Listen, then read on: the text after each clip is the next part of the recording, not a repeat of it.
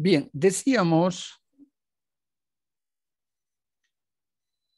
la anterior clase que la planificación de formas alternativas de turismo están determinadas para espacios físicos más pequeños, ¿no? Jenny, un favorcito, su micrófono me lo puede silenciar. Gracias. Entonces, decíamos de que una de las características dentro del turismo de aldea, y que también podía ser muy bien también denominado turismo rural, o en muchos de los casos, para el caso, en la situación de Bolivia, el tan denominado turismo comunitario, ¿no? Entonces, la característica, decíamos, principal en este tipo de planificación es de que se debe buscar fundamentalmente de que los beneficios económicos del turismo vayan en beneficio de la población local.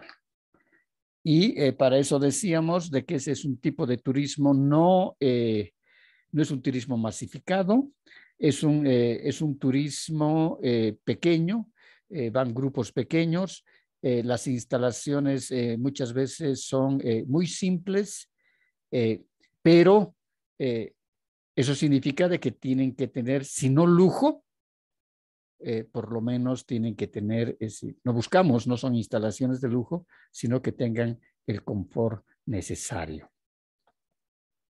Y por ejemplo, el confort, si queremos dar un ejemplo de confort, las habitaciones, todas las habitaciones tendrán que tener baño privado, ¿no?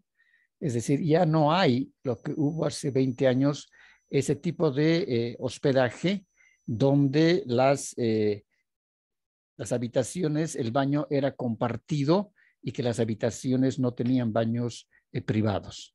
Hoy en día, hasta en los países más pobres y en los establecimientos más pequeños, todas las habitaciones tienen, en este caso, baño privado. Otra, por ejemplo, otra necesidad que se ha hecho ya vital, si hay señal de Wi-Fi, es de que cada habitación deba tener su televisor y deba tener también su señal, señal satelital y también televisión por cable, ¿no? Son situaciones que se han ido dando a lo largo de estos años en los medios de comunicación que no son lujo, pero lógicamente que dan cierto confort. Pero, por ejemplo, si el destino turístico es eminentemente de naturaleza, entonces ahí no podemos exigir muchas cosas, ¿no? Si vamos a estar, por ejemplo, en una selva pluviosa, hiperhúmeda, seguramente que las instalaciones de hospedaje tendrán que ser lo más camufladas posibles para no romper el entorno de la naturaleza. Y lógicamente que se irán es decir, no habrán señales de Wi-Fi, televisión por cable. ¿Por qué no? Porque estamos en el monte, estamos en la selva. Entonces, los turistas están yendo a buscar y a recrearse y a buscar un grado de satisfacción observando la naturaleza, observando las aves, yendo a ver las aves, yendo a pescar, estando en un río, etcétera, ¿no? Dependiendo cuál es la oferta turística que va a tener ese destino. Es fundamental de que este turismo de aldea sea muy bien, decíamos, organizado, ¿no? Y dentro del plan, lógicamente, que tendrán que estar muy bien diseñadas las actividades que se van a desarrollar. Otro elemento fundamental, decíamos, la población local tiene que estar de acuerdo y tiene que participar desde un principio en la elaboración del plan, como también en los proyectos que se vayan a formular, ¿no? ¿Tienen preguntas? No lo hice. ¿Está claro todo? Sí. Perfecto. Entonces, ahora, ¿cuáles son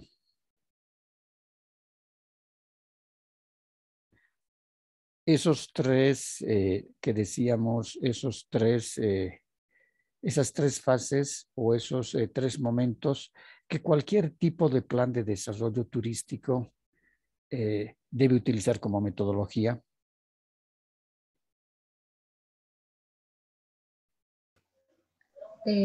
Los objetos básicos, Ya, está el bien. A ver, diagnóstico.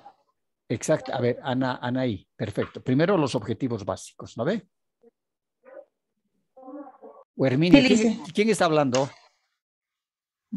Anaí. Anaí, ya. Entonces, perfecto. Primero los objetivos básicos. Luego, El diagnóstico. perfectamente. El segundo gran bloque, cuerpo, fase, parte, como quieran llamar, es el diagnóstico, ¿no? Ahora, ¿qué características va a tener este diagnóstico? ¿Qué tipo de información se utiliza para elaborar el diagnóstico? Los objetivos preliminares. Perfectamente. Ahí se van a marcar y se van a formular los objetivos preliminares. Luego, ¿qué tipo de... La ¿Con qué tipo de... formulación del plan. Ya, la tercera parte, ¿no ve? El tercer gran bloque. Ahora, retomamos la segunda parte, que es el diagnóstico. Para elaborar el diagnóstico, ¿con qué tipo de información utilizamos?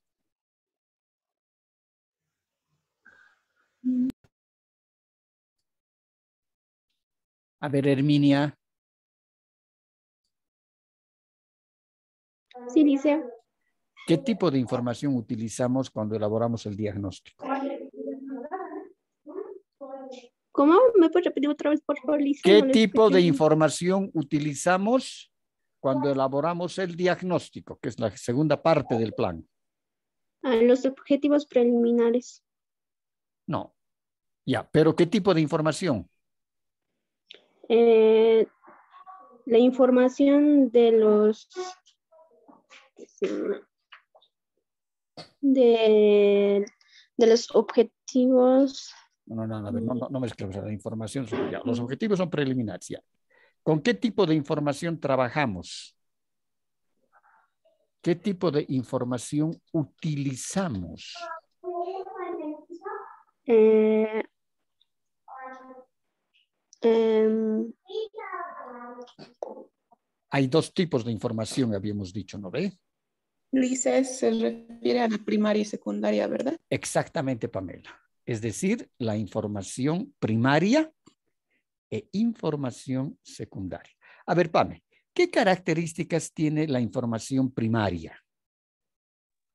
La información primaria es la que se recolecta del lugar, se lleva, o sea, es por medio de la observación y también información que se puede recaudar de la gente misma que está en el lugar. Exactamente. En este caso, la información primaria es aquella que vamos a obtener, si son de personas, de los propios actores, ¿no? De las personas. Y vamos a utilizar la técnica, decíamos, de la encuesta, de la entrevista, para recoger la información. Y también dentro de esta información primaria, decíamos, utilizamos la técnica de la inventariación, el ruteo, etcétera, porque vamos a ir a ver, este es el atractivo. A ver qué características tiene el atractivo. Tiene estas características y vamos a ir describiendo esas características en resumen en las fichas. PAME, en este caso, la información secundaria. ¿Qué significa la información secundaria? Es la que se obtiene de, por decir, textos, tesis que ya se han realizado sobre el lugar, informaciones que ya se tienen, o sea, por decir, evaluaciones que ya se han hecho anteriormente, de ahí se puede sacar la información igual. Exactamente. Todo lo que se ha escrito anteriormente sobre ese espacio físico y que nos va a servir a nosotros en el plan. Pueden ser tesis, pueden ser proyectos, pueden ser datos estadísticos, sondeos, pero todo lo que es escrito es información secundaria, porque alguien, una institución, una persona, un investigador, alguien ha ya recabado, ha trabajado esa información, pero a nosotros nos interesa muchísimo esa información. Entonces, en el caso del segundo momento o de la segunda fase del plan, hemos dicho, tenemos justamente el diagnóstico. ¿Cómo concluye esta parte del diagnóstico?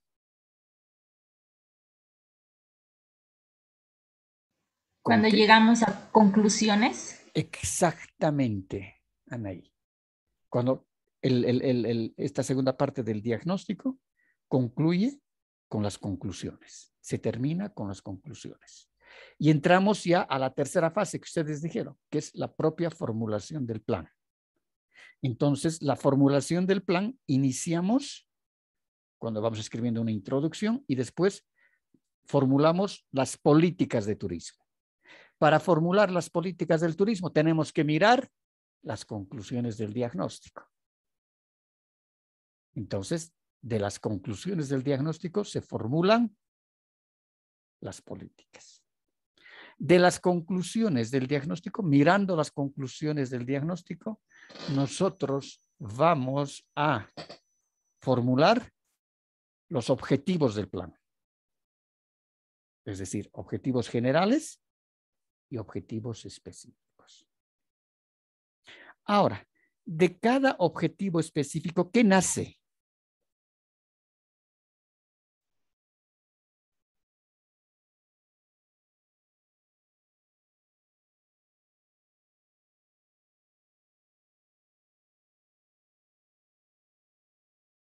¿Qué nace Los programas y proyectos. Exactamente, Pame. De cada objetivo específico van a nacer programas y proyectos. ¿Está claro? ¿Está ahí para el resto de sus compañeros?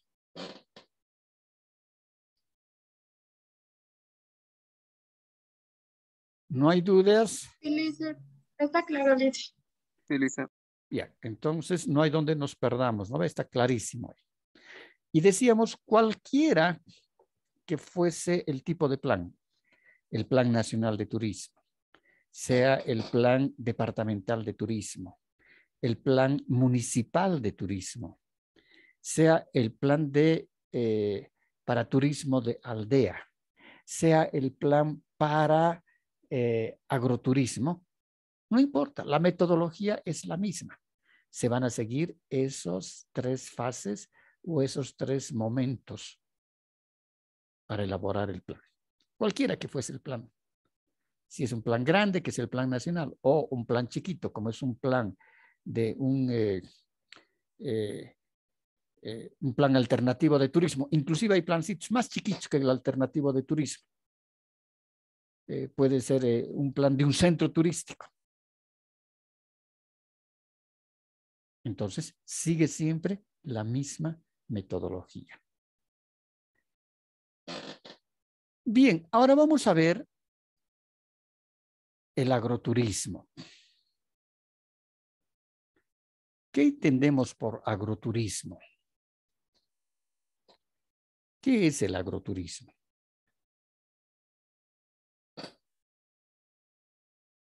Aquí la palabra podemos dividirla en 2 partes. Agro y turismo. ¿Qué significa el agro?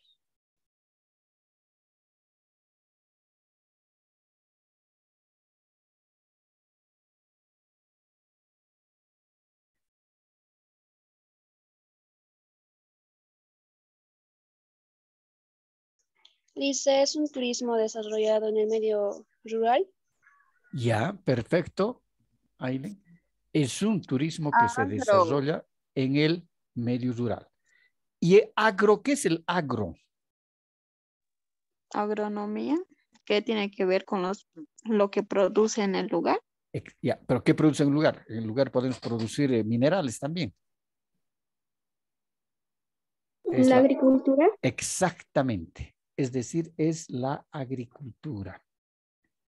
Agroturismo, es decir, puede ser el sector o ese espacio físico agrícola, donde hay producción agrícola, cebollas, papas, uvas, frutas, lo que sea, plátanos, lo que sea. O también puede ser el espacio que está dentro de la agricultura, la pecuaria. ¿Qué es la pecuaria?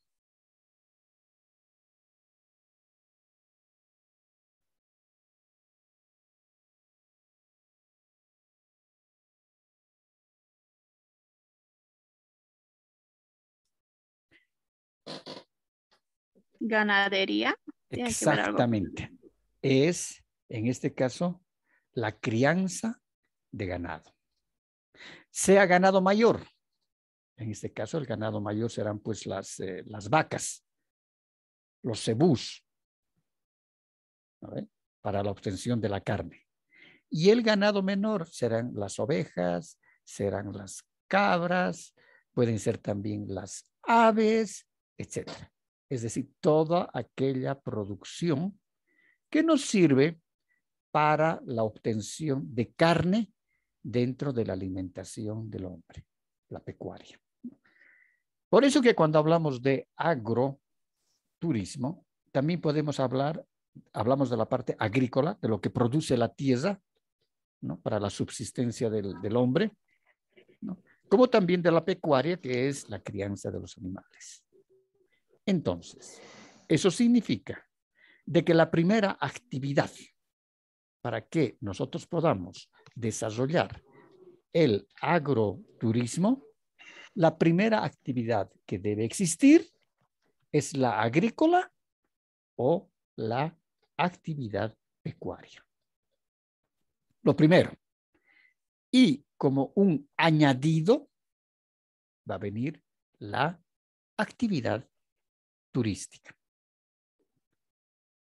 Cuando nosotros hablamos de agroturismo, decimos que la primera actividad debe ser siempre la agricultura o la ganadería, que es la pecuaria. Y la segunda actividad será la actividad turística. Ahora, ¿cómo se organiza o cómo se concibe la realización de las actividades turísticas? Entonces, ahí surge para nosotros una pregunta grande.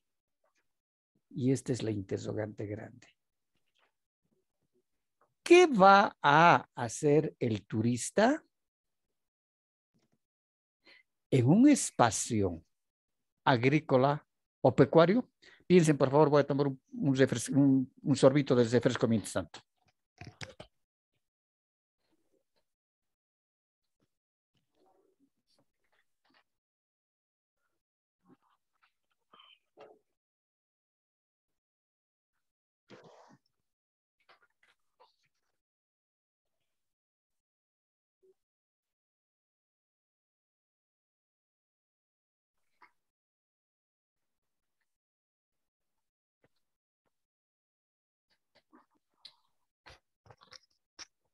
El miércoles a las 5 tienen clases.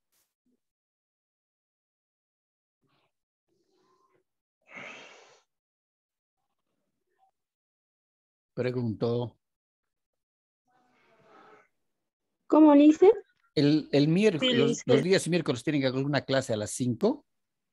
sí, dice. Ah, ya. No, esa era mi duda. Ya, entonces,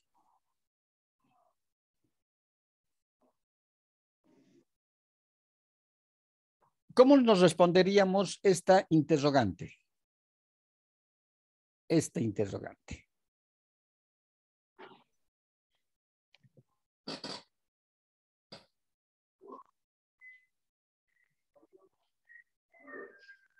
¿Qué haría el turista en un espacio agrícola? Desde el punto de vista de las actividades turísticas.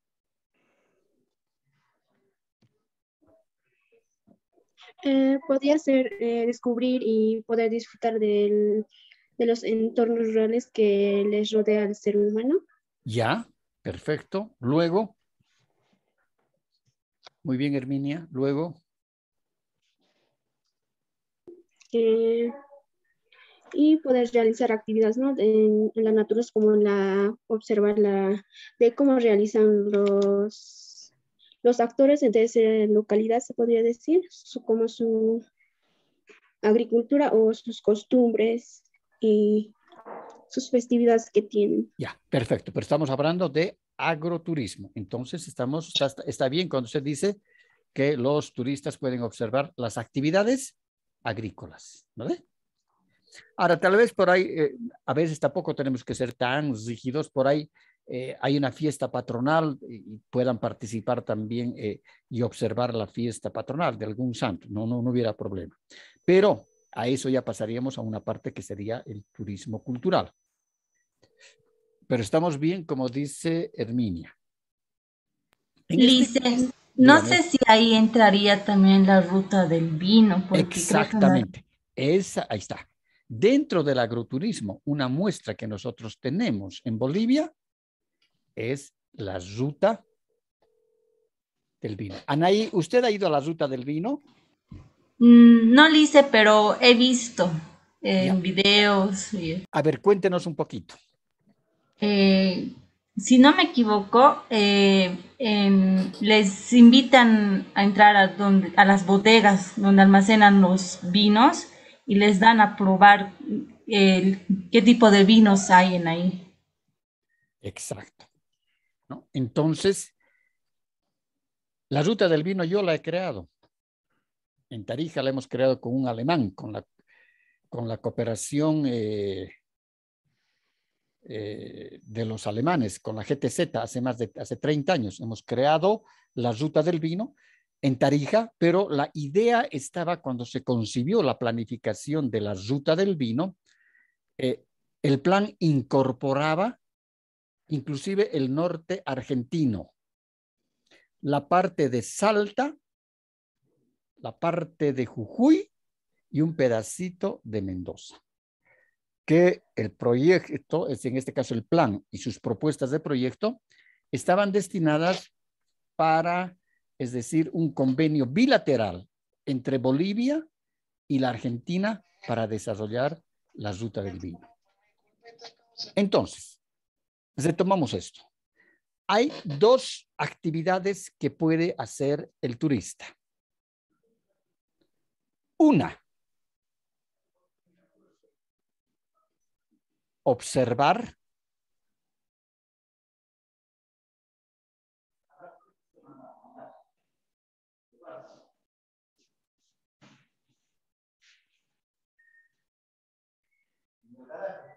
como es este caso.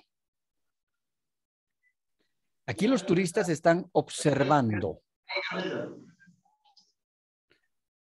¿Qué están observando? La producción agrícola.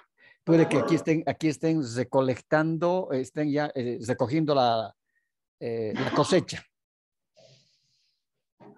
Entonces, en este caso, la actividad está direccionada solamente a observar. Ahora, a esta observación se le pueden añadir algunos otros elementos de la actividad, como es en el caso de la ruta del vino. Pueden degustar, es decir, se les invita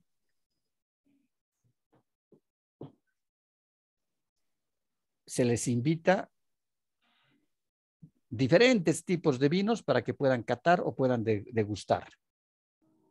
Luego se los puede llevar también